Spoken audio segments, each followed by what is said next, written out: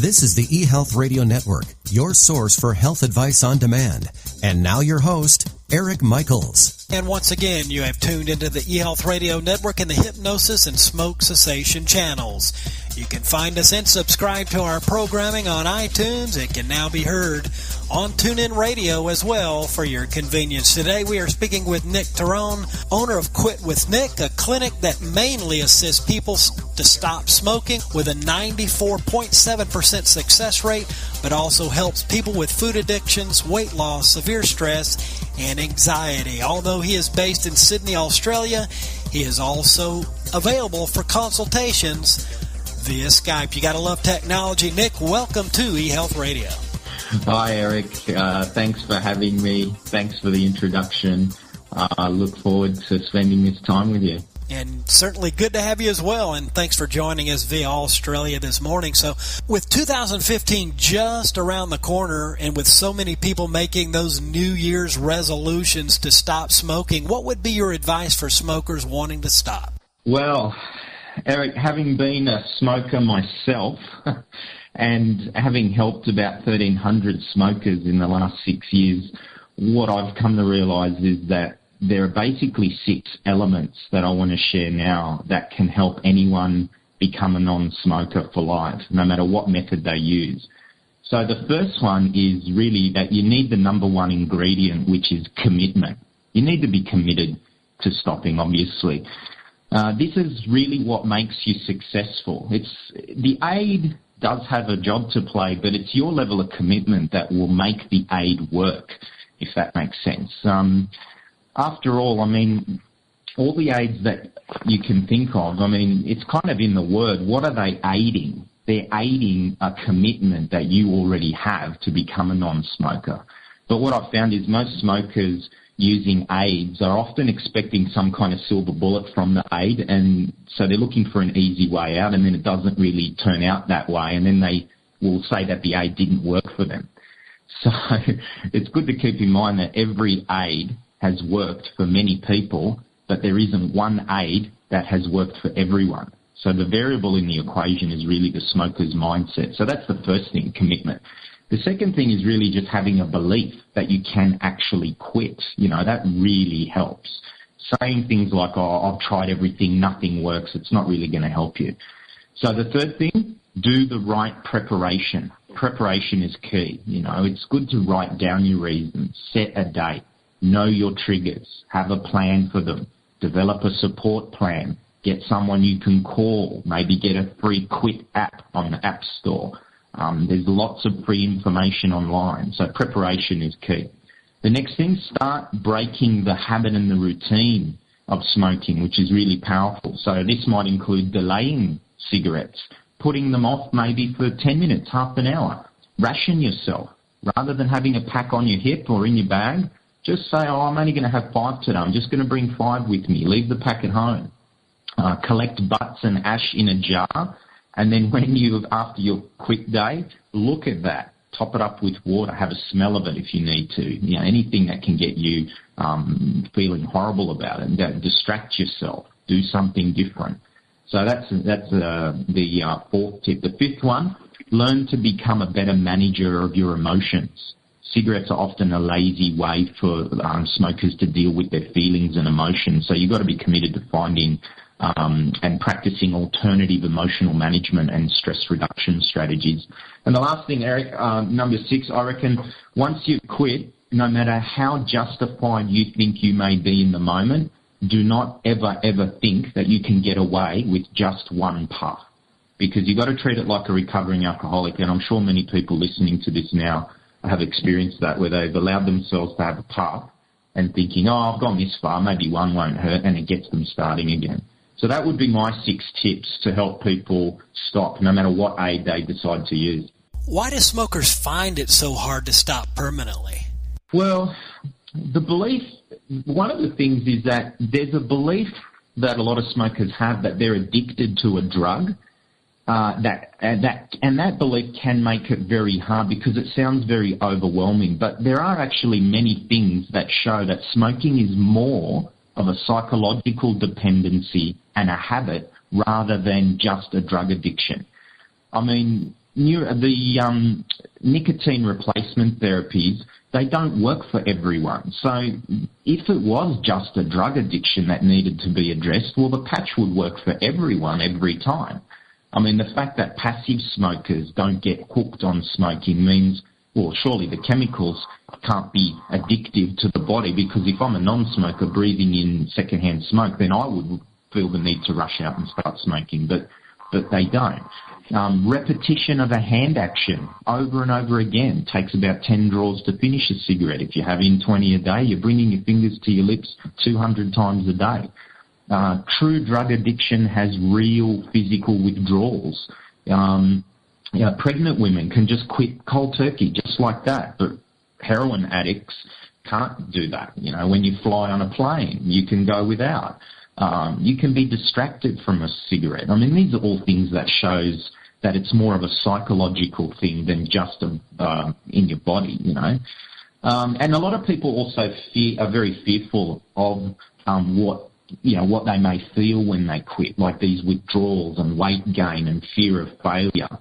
All of these can be taken care of if you have the right mindset and the right professional coaching. No replacement therapy gives you coaching, I don't really believe in feedback, only failure. I don't believe in failure, only feedback. So a lot of smokers have this idea, I don't want to fail, but if you take it as a learning, then it can help you moving forward. There's no guarantees when it comes to stopping smoking, but there's definitely one guarantee, that the moment you give up on trying to quit, you probably never will quit. So, yeah, it's just really about getting the right mindset. And you're right about that for sure.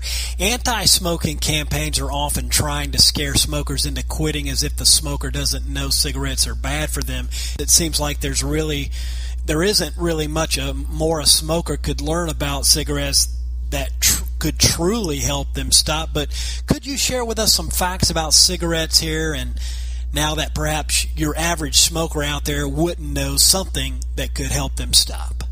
Absolutely. There's one thing that I do share with people that almost no one I share this with has ever known about cigarettes, and that is that every single cigarette has up to 20% sugar. It's got a lot of sugar content, and anyone can Google this and have a look on Wikipedia. If you look at how cigarettes are made, you'll see that part of the process is taking raw tobacco and putting it into a massive vat where they add all these artificial flavours and additives, and that's why cigarettes used to be marketed as having a very smooth flavour. And so that's how you distinguish between brands, from the flavour, the taste, and menthol cigarettes have the highest sugar content. So once a smoker knows this, it starts to become, it's like a domino effect. A lot of other things start to make sense. And that's why often smokers, when they stop smoking all of a sudden, they will experience things that drug companies want the smoker to believe is nicotine withdrawal, but it's actually a drop in blood sugar. If you ask any diabetic what they experience when their blood sugars drop, you'll notice that it's moodiness, headaches, agitation, this passive-aggressive thing, slight handshaking, and the need to eat something. These are exactly what a lot of smokers experience when they stop, and that's why also smokers' teeth get a bit horrible, their gums, because of the sugar. And also we know that sugar is so addictive as well. I mean, it's one of the biggest addictive things in our society these days. So the simple solution I tell people to help them is have natural sugars from the day you quit for at least a couple of weeks. Natural sugars doesn't mean soft drink or wine or anything like that, but natural sugars like fruit, natural juice, fruit juice, and even having some raw macadamias mixed with licorice, good organic licorice, helps the brain biochemistry in the detox process. You want to try to avoid artificial sugars like soft drinks, energy drinks, chocolate, dessert, sweets, because the artificial sugar gives you a quick sugar rush and then a crash. And that's when a smoker who's trying to quit can feel moody, agitated, and they'll turn to, the next stimulant. Having plenty of water as well is really key. The water helps with the detox process. It replenishes your cells with water, and it helps you hydrate, and your skin improves for that reason as well. So that's one thing that I'm sure most listeners didn't know about cigarettes. Today we are with Nick Terone, owner of QuitWithNick, a clinic that mainly assists people stop smoking with a 94.7% success rate. He also helps people with food addictions, weight loss, severe stress, and anxiety. Here on eHealth Radio's Hypnosis and Smoking Cessation channels, a part of the eHealth Radio Network. Nick, I understand that part of your stop smoking program involves hypnotherapy, so for the benefit of our listeners, if you could tell us exactly what it is and what it isn't, meaning hypnotherapy. Excellent. Yeah, absolutely. Sadly, a lot of people think that hypnotherapy is something to do with what they've seen on stage shows or on TV, but people have to remember that the stuff that all of that is for entertainment purposes. The only common factor between entertainment hypnosis and hypnotherapy is that it will never get you to do something you don't already want to do. Stage shows only happen because of volunteers. And you have to remember, usually these volunteers are kind of half inebriated, they're kind of half drunk, they're extroverts. They usually don't really need much encouragement to act silly. And the guy on stage is very good at carefully selecting the volunteers who are going to go with the flow, who want to please, and that kind of thing. So it's important that people know that it's not really that. Therapy is very different. Also, people think that you fall asleep during hypnotherapy, which isn't the case. You're very in a kind of wakeful state, very relaxed, and people think you might not remember anything. That's not true. You feel very aware of what's happening. It feels like a very familiar feeling of just deep relaxation, and it kind of feels like a guided meditation. You're also always in control. People think that during hypnosis they're relinquishing control or that it's for weak minds, but not at all. You're just being guided. The therapist isn't really doing anything to you. They're like a guide. They're guiding your attention and what to do with it. So in a way, you could say that you're kind of doing it to yourself. Your mind and muscles have to do what you tell them to do, not what the therapist it tells you to do. They're called suggestions, not commands, which means that the participant basically decides whether they're going to go with the flow or not. And here's the interesting thing, Eric. I mean, a lot of people who think they can't experience a hypnotic trance, I say to them, you actually experience it in a normal, natural state in the day all the time. Like when you drift in and out, like when you're driving and you miss your turn off. That's like a hypnotic trance. Or when you're watching TV and someone's come in and asked you a question, it's like you didn't even hear them. That's like a trance. People say, oh, I'm a million miles away, I was daydreaming, I was off with the fairies, that kind of thing. The only difference in a hypnosis session is that the actual therapist has your attention and you're guided by focusing on what's being said in a very slow kind of way. And really, the only people that can't be hypnotized are those who are unable to follow verbal instructions. So if you've got a significant intellectual disability, ADHD, autism, if you can't follow instructions or you don't even understand English, then obviously you can't be led into relaxation. So, it's basically a really simple process of relaxation, really. Yeah. Lastly, if you could tell us exactly how and why hypnosis addresses the urge and craving for a cigarette. Absolutely.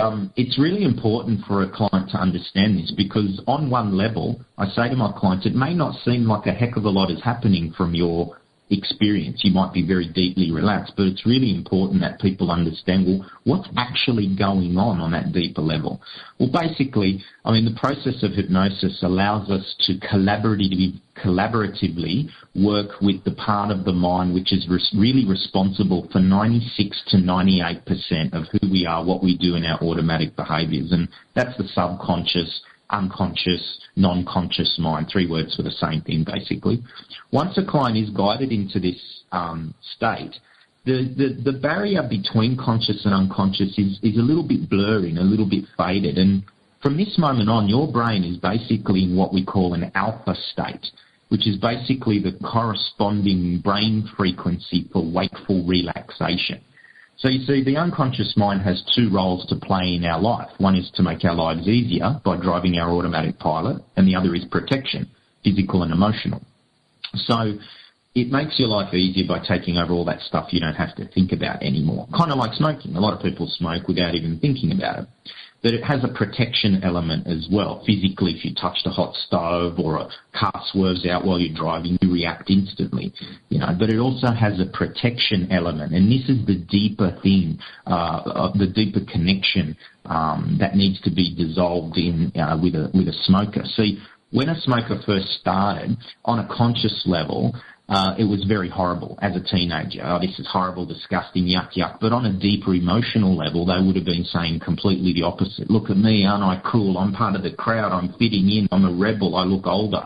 So in that moment, your unconscious mind actually made a decision, the thinking it was of benefit to you, and it said, oh, this smoking thing is giving me all these good feelings. It must be a good thing. So it makes that connection, and it hangs on to it for the rest of your life, thinking it's being of service to you. So with hypnosis, what we do is it's like we're addressing the tug-of-war that seems to be going on for a lot of smokers. On their conscious level, they're pulling in one direction, but the unconscious is pulling in another direction, responsible for the urge, thinking it's being of service. So we say to that part, look, thanks for wanting protection and good stuff, but it's not down that way. You need to let go of that part of the rope and join my conscious mind.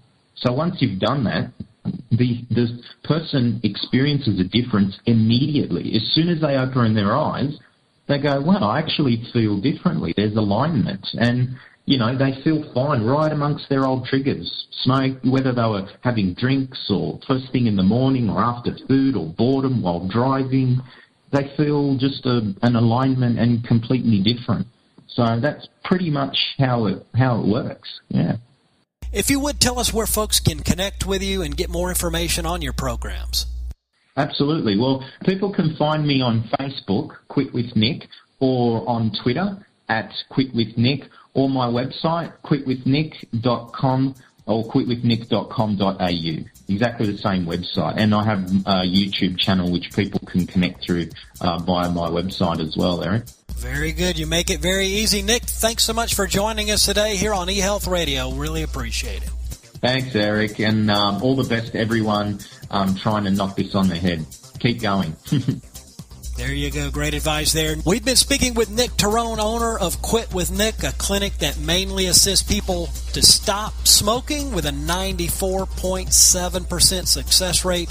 He also helps people with food addictions, weight loss, severe stress, and anxiety. And once again, the website of reference is quitwithnick.com.au. And this has been Eric Michaels, and you've been listening to eHealth Radio and the Hypnosis and Smoking Cessation channels, a part of the eHealth Radio Network. And we do thank you for listening. And until next time, enjoy. Thanks for tuning in to the eHealth Radio Network. For more information or to subscribe to this podcast, visit eHealthRadioNetwork.com.